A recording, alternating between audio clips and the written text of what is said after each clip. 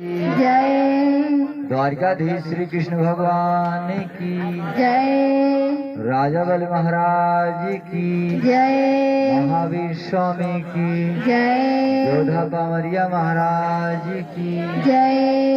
हर हर महादेव हर हर महादेव। हर हर महादेव हर हर महादेव। हर हर महादेव। हर हर महादेव। बोलो विश्वनाथ बाबा की जय।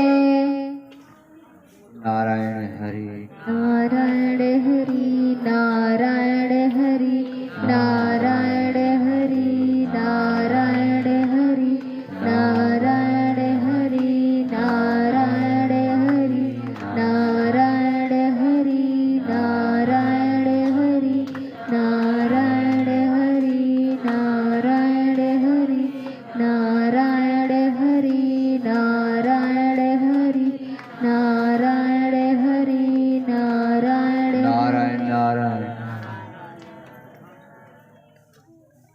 भगवान प्राणी मात्र के परम सुहृद हैं, सबके हितैषी हैं और सबके हृदय में बसने वाले राम हैं। सिर्फ कमी है हमारे में जो हम आप को हृदय से नहीं मानते, यही कमी है। और इसी कमी की वजह से हम प्रभु से दूर रहते हैं और दूर रहते हैं तो प्रकृति और संसार में जो भी कष्ट हैं वो हमको मिलते हैं। राजा बलि महाराज की। हम लोग अगर अपने माता पिता और गुरु के संस्कारों को समझें और उनका पालन करें तो संसार में कोई गलतियां नहीं होंगी और गलती नहीं होगी तो सजा भी नहीं मिलेगी। हम लोग अपने संस्कारों को भूल जाते हैं और नहीं समझते, कभी कदा माता पिता की भी बात को नहीं मानते या अपने गुरुजनों की बात को भी नहीं मानते, इसलिए हमें कष्टों को झेलना पड़ता। गुरु महाराज की, सच्चे दरबार की। ऐसे ही एक प्रसंग आता है कि एक आदमी गया मूर्ति खरीदने के लिए। तो कहाँ गया? एक शिल्पकार के पास गया जो पत्थर काट कर मूर्ति बनाता था। वहां गया तो एक पत्थर था, तो उसको शिल्पकार बोला कि मैं तुम्हें थोड़ा चोट पहुंचाऊंगा, लेकिन तुम्हारी मैं मूर्ति बना दूंगा और मूर्ति बन जाएगी तो तुम पूजे जाओगे।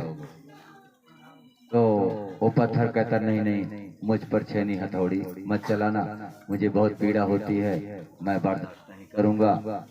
तो ये कहा तो शिल्पकार ने कहा कि तुम यहाँ पड़े पड़े सड़ रहे हो और तुम्हारे ऊपर धूप गर्मी बारिश सब हो रही है, घास जम जा रही है, गंदगी फैल रही तुम्हारे शरीर पर। मैं तुम्हें ऐसी आकृति दे दूंगा कि तुम जाकर मंदिर में तुम्हें स्थान मिलेगा और तुम पूजे जाओगे, संसार तुम्हारी पूजा करेगा।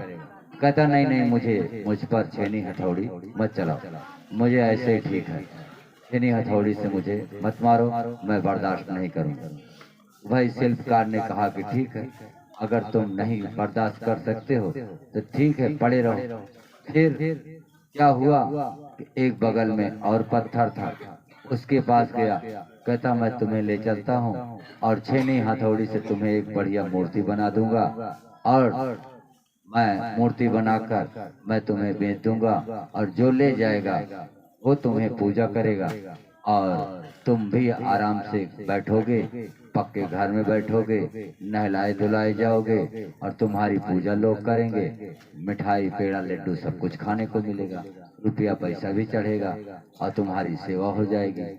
तो कहता हाँ हाँ ठीक है, हमको ले चलो। फिर उसके बाद क्या हुआ, उस पत्थर को शिल्पकार ने उठाया और ले गया और अपने घर में छेनी हथौड़ी से बढ़िया उसकी डिजाइन बनाया और बना करके हनुमान जी की मूर्ति खड़ी कर दिया। जब हनुमान जी की मूर्ति खड़ी किया तो वो जो ग्राहक आया था देखा तो कहा हाँ बहुत बढ़िया तुमने बना दिया है, अब मैं इनको ले जाऊंगा। तो भाई वो ले गया। ले जाने के बाद मंदिर बना तैयार था और उसी मूर्ति को ले जा करके अपने मंदिर में बैठा दिया, स्थापित करा दिया। और जब स्थापित करा दिया तब फिर क्या हुआ कि जो है भाई पूजा पाठ होने लगी। और जब पूजा पाठ होने लगी तो अब उनको भाई जल चढ़े रोज और नहलाया धुलाया जाने लगा। उसके बाद लड्डू पे लड्डू चढ़ने लगा, खूब खूब खाने लगे। जब खूब खाने लगे तो दूसरा वाला पत्थर जो था कहता भैया हमको भी बुला लो। तो कहे तुम वहीं सड़ो, कहे यहाँ तो कुत्ता भी हमारे ऊपर पेशाब करके भाग जा रहा है और आप तो लड्डू पेड़ा खाने लगे। तो वो बोलता है, कहता है कि अगर तुम तनी से तकलीफ सह लिए होते तो आज तुम भी लड्डू पेड़ा खाते।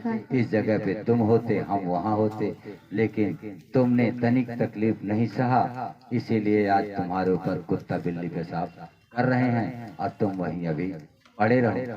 तो कहता नहीं, हमें कैसे भी कोई इंतजाम करो और हमें तुम ले चलो यहाँ से, और बहुत तकलीफ हो रही है, कम से कम इतनी तो दया कर दो भैया। यहीं पे थे, बोला बतलाया करते थे, तुम चले गए मंदिर में मूर्ति बन गए, पूजे जा रहे हो और हम यहीं पर पड़े पड़े जो है बदबू मार रहा हमारे शरीर से। लोग आ रहे हैं, टट्टी पेशाब अगल बगल कर दे, यहाँ तक कि कुत्ता बिल्ली हमारे ऊपर पेशाब कर दे रहे हैं। अब मुझसे ये देखा नहीं देखा जा रहा। तब वो कहता है कि अगर तुम वही 4 हथौड़ी और छेनी की तकलीफ सहे होते तो आज तुम भी इस जगह पर पहुंचे होते। फिर बहुत विनती करने लगा।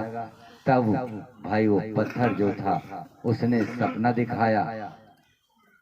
दिखाया उसको कि जाओ तुम वहां पर जिस पत्थर को शिल्पकार गया था उस पत्थर को ले आओ और लाकर यहाँ रख दो, तो हमारे पास जो भी नारियल चढ़ेगा उसी पर वो तोड़ा जाएगा, तो नारियल का पहला पानी वही पिएगा।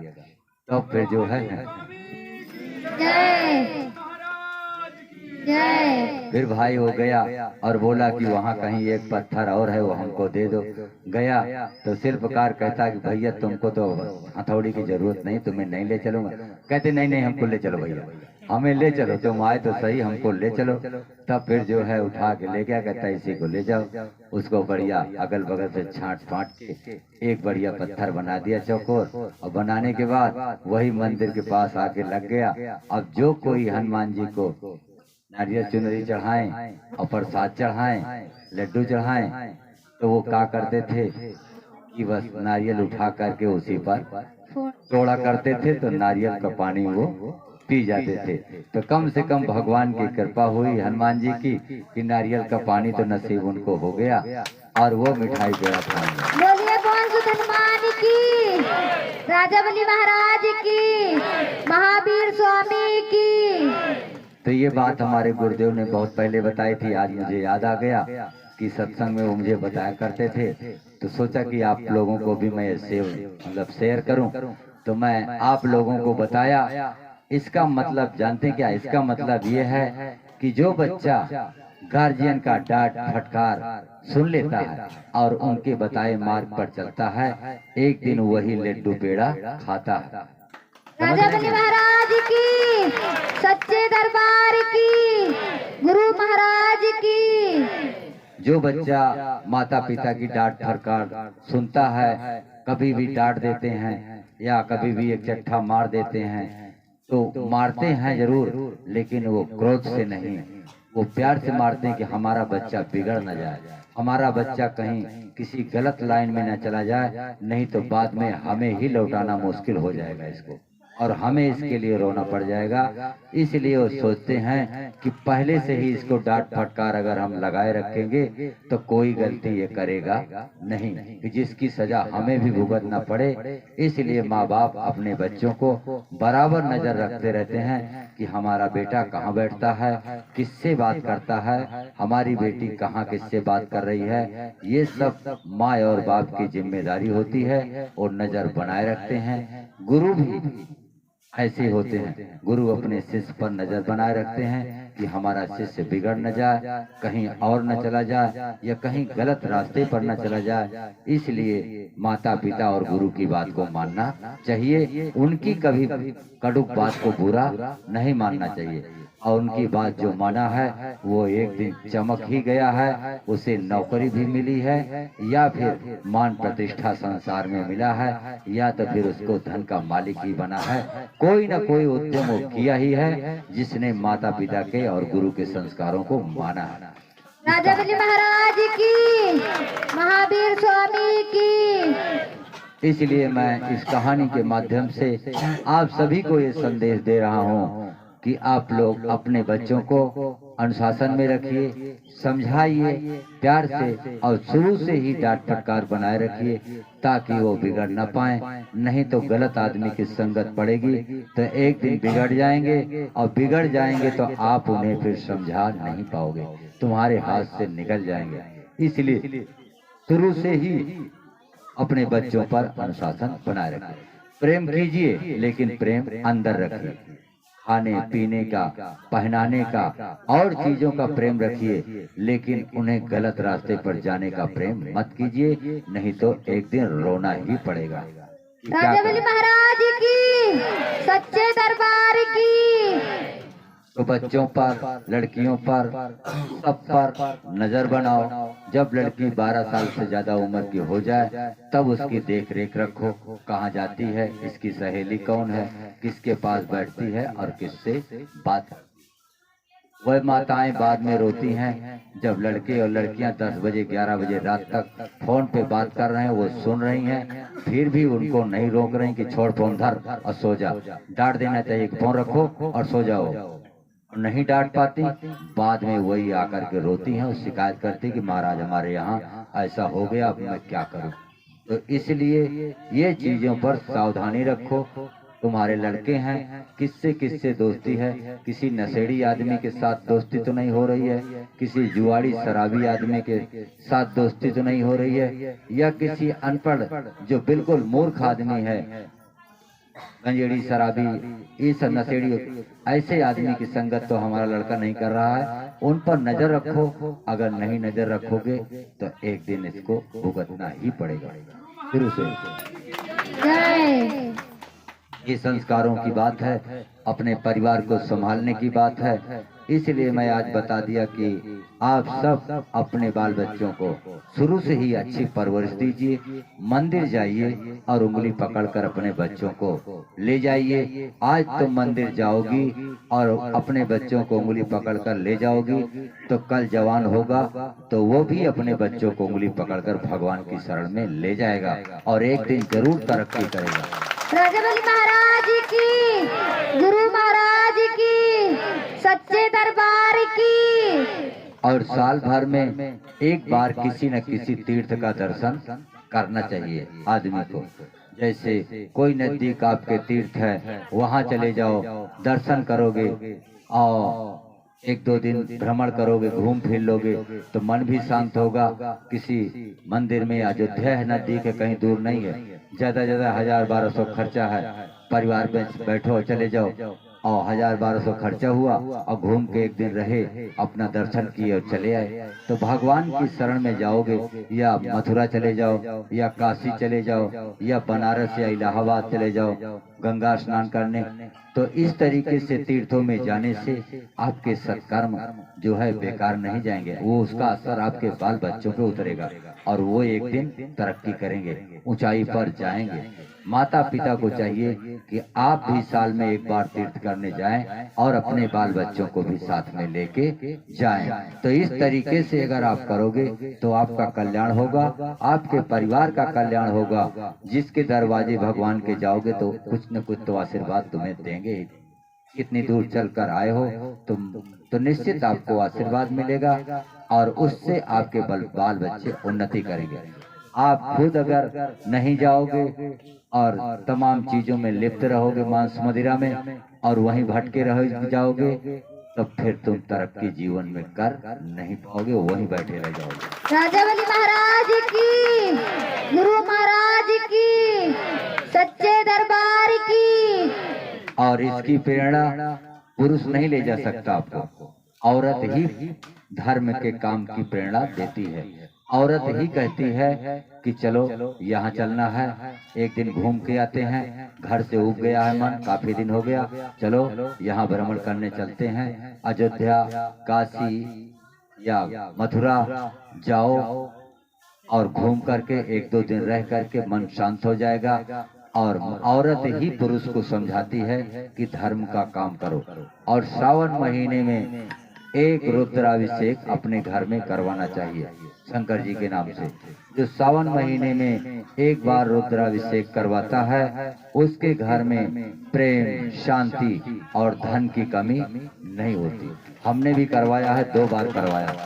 राजा बलि महाराज की। इसलिए आप सब ये काम कीजिए, नहीं रुद्राभिषेक करवाते तो कथा सुन लो। समझ रहे हैं कि नहीं? कथा सुन लो, कितना 500 रुपया उसका खर्चा आएगा, 500 रुपया हवन का खर्चा आएगा या पाठ का, या 500 रुपया पंडित लेंगे बस, तो 1500 मान लीजिए। लेकिन ये हवन वो अगर हो जाएगा आपके घर में, कथा भगवान की हो जाएगी, तब भी आपको तरक्की मिलेगी, तब भी आपके घर में बरकत होगी। भगवान का हवन जिस घर में होता है, ये समझ लेना कि आपके घर का विकास अपने आप हो जाएगा।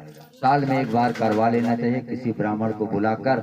अगर आप घर में हवन करवाएंगे तो आपको उन्नति होगी, भगवान नारायण का भोग पाएंगे तो कुछ न कुछ आशीर्वाद आपको देकर ही जाएंगे।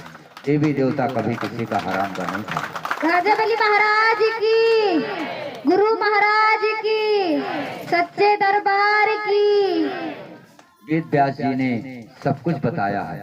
जब वेद व्यास जी ने ग्रंथों की रचना किया तो उसमें सब कुछ बताए हैं कि बहुत गरीब आदमी है तो कथा सुनिए, और उससे थोड़ा ऊपर है तो फिर रामचरितमानस का पाठ करवाइए 24 घंटे का, यानी कि रामायण करवाइए। और उससे भी भगवान ने धन दिया है तो आप फिर श्रीमद् भागवत पुराण का कथा 7 दिन का सप्ताह करवाइए। और फिर हो सके तो 150 आदमी को भोजन कराओ, नहीं तो 10-20 बालक ही बच्चों को भोजन कराओ, या 10-20 ब्राह्मण को भोजन करा दोगे तब भी उन्नति हो जाएगी। इस तरीके से नियम है। दानी महाराज की। अगर आप कथा कराते हैं तो जिस ब्राह्मण को से कथा करवाते हैं उनको भोजन करा दीजिए अपने घर में, तो संपूर्ण रूप से कथा मानी होती है। अगर नहीं भोजन करते तो उनको सीधा पानी देकर दक्षिणा दे दीजिए, तब भी मान्य हो जाएगा। और अगर रामायण करवाते हैं तो अगर हो सके तो साधु संत का भोजन करवा दो, नहीं तो 10 ब्राह्मण का भोजन करवा दो। वो भी नहीं होता तो 10-20 बच्चों को भोजन करा दो। ऐसे बच्चे जो अबोध हैं, जिनको अभी उतना होशियारी चालाकी नहीं है, ऐसे बच्चों को भोजन करा दोगे तो भगवान नारायण आपके ऊपर खुश होंगे कि तुमने एक अच्छा काम कर दिया जीवन में। तो इस तरीके से आप लोग करिए, आपके घर में उन्नति अपने आप होगी। और साल भर में एक बार सावन मास में हो सके तो अपने घर में रुद्राभिषेक करवाइए। आपके घर में हर प्रकार का सुख भगवान भोलेनाथ की कृपा से मिलेगा। और सावन मास में डेली जल चढ़ाना चाहिए, और डेली ना हो सके तो सोमवार जरूर चढ़ाओ या मंगलवार चढ़ाओ।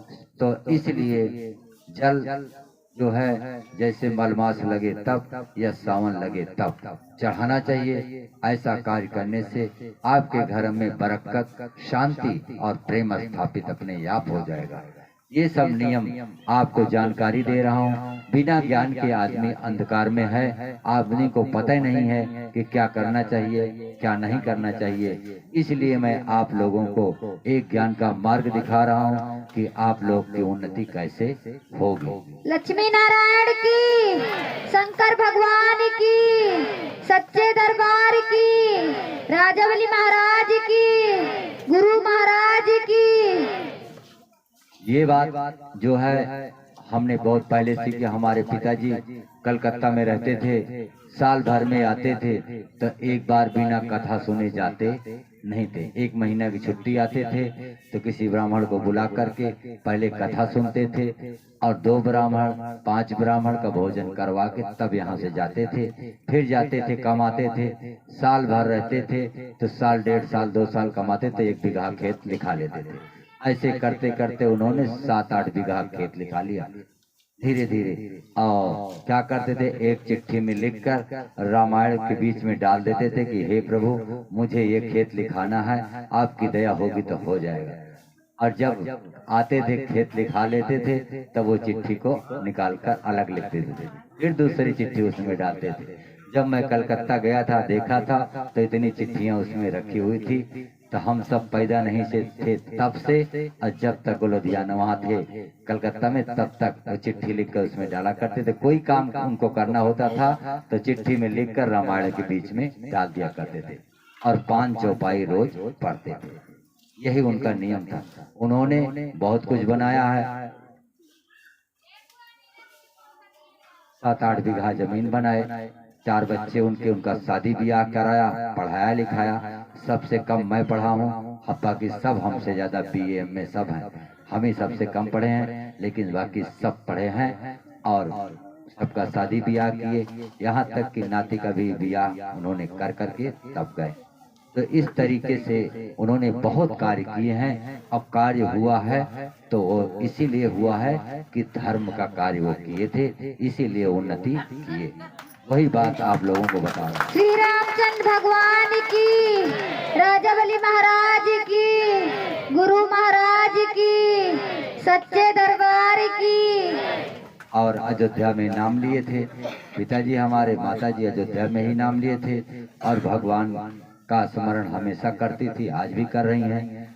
जिस दिन हम चारों भाई अलग हुए हैं, कोई पड़ोसी भी नहीं जान पाया कि कब अलग हुए हैं, और कभी सारे भी नहीं कहे एक दूसरे को, तनिक भी बात भी नहीं हुई। ऐसा अलग हो गए कि किसी को पता ही नहीं लगा कि कैसे अलग हुए हैं। कोई क्या पाया कि नहीं पाया, कोई बोला ही नहीं।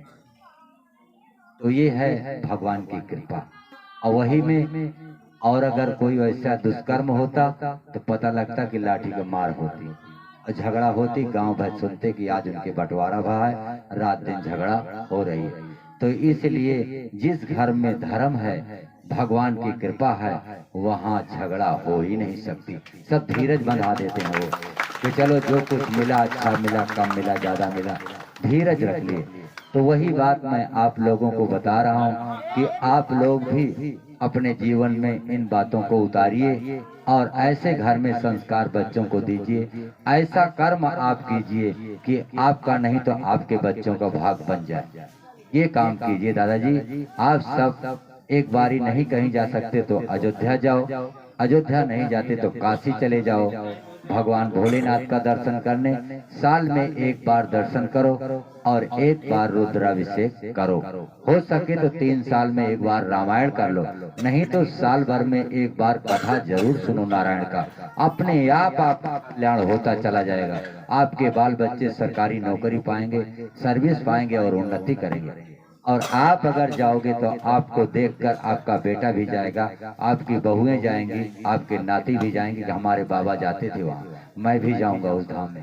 तो ये संस्कार बच्चों को दीजिए, आपका घर परिवार चमक उठेगा, आपके भाग्य बदल जाएंगे। आप जीते जी देखोगे कि हमारा एक नाती कलेक्टर हो गया तो एक SDM बन गया। तब कहोगे कि हे प्रभु धन्य है आप कि मेरे जीते जी हमारे घर की उन्नति आपने दिखा दिया। वो काम कीजिए आप लोग, अपने आप आपका घर उन्नति की ओर बढ़ेगा। आई भूत बयार तो कब हट जाएंगे लगे आपका। आप कदम उठाओ, आप भगवान प्रभु करेंगे। आप जिस दिन सोचोगे कि मैं कथा सुनूंगा, देख लेना कैसे कथा का इंतजाम आपके यहाँ हो जाता है कि कथा भी हो जाएगी। आपको पता भी नहीं लगेगा कि 1000-2000 कहाँ से आ गया, अपने आप सब इंतजाम हो जाएगा। सिर्फ मन में सोचो बस, सलाह करो।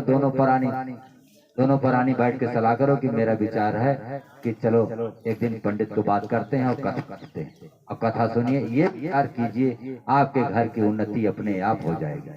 लक्ष्मी नारायण की, राजा बलि महाराज की, सच्चे दरबार की।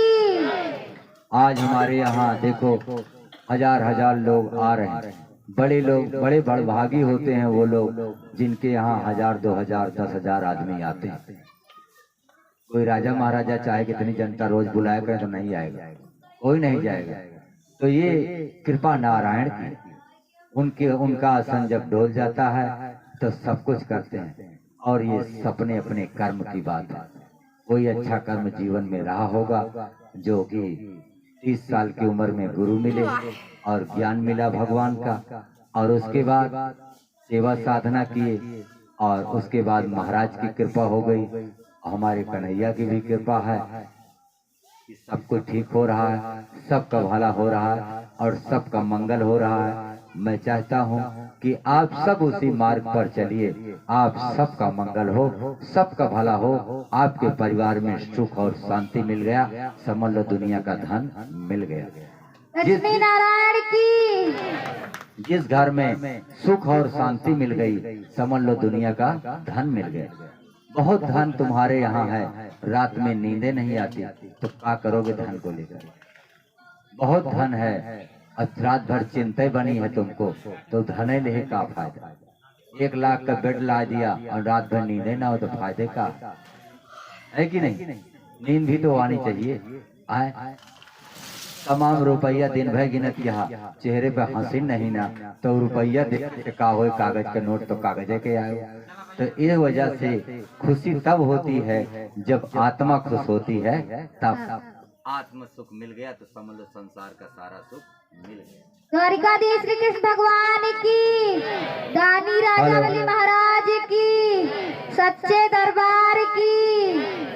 जय जय श्री राधे, जय जय श्री राधे, जय जय श्री राधे, जय जय श्री राधे। मैं